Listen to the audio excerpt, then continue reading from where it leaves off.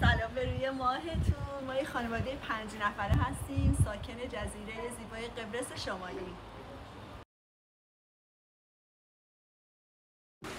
ما خریدامون رو چون به صورت کلی انجام میدیم معمولا میایم فروشگاه ارورکو. هم تنوع محصولاتشون خیلی زیاده، همین که قیمتشون نسبت به جاهای دیگه مناسب تر. تنوع مشروبات الکلی تو قبرس شمالی خیلی زیاده، قیمتش هم نسبت به کشورهای دیگه ارزون‌تره.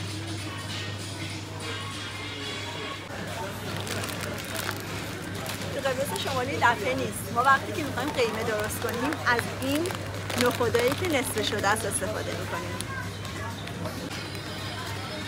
اگر نبات خور هستید برای خودتون نبات بیارید. اینجا نبات هم نیست. تو قبرس شمالی لیمو امانی هم نیست، با خودتون بیارید. اینجا زرشک و زعفرون و رشته هم نداریم، با خودتون بیارید از ایران. طرفدارای قرمه سبزی توی قبرس شنبلیله و تره نداریم. ما خودمون سبزیمون رو توی ایران میگیریم، خوش میکنیم، سبزی خوش شده مصرف میکنیم. شما مگه قرمه سبزی دوست دارید؟ با خودتون سبزی خوش شده بیارید. امیدوارم که از این مدل ویدیوها خوشتون بیاد، از آن حمایت کنید. تو کامنت ها بهم بگید که دوست دارید دقیقاً چه چیزایی در مورد قبرس بدونید، براتون ویدیو تهیه کنم.